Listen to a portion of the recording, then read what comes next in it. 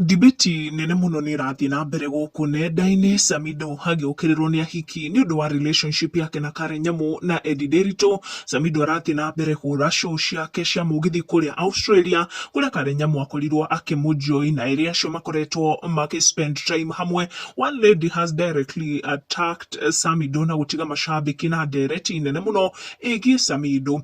This lady arauga Samido gutire mundu endete gatagati wa Eddie na Karen Nyamu, agitariria ati kira Samido endete ni attention iria onaga kumana na wendo wa Eddie na Karen Nyamu.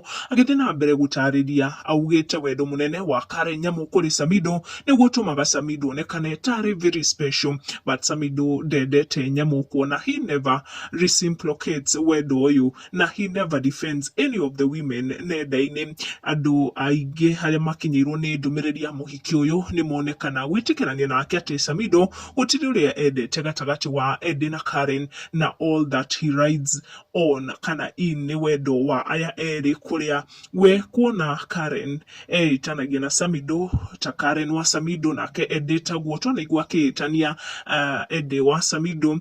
Samido ndari a defend any of them kana kuitania na either of them, so ndungimenya mwena wake ni ndeto ciagikorwo ikiario muno guku nenda-ini thutha wa muhiki uyu ugikorwo akirehe muhwa wake wa ndeto ciigie Samido, Karen Nyamu na Eddie Nderitu.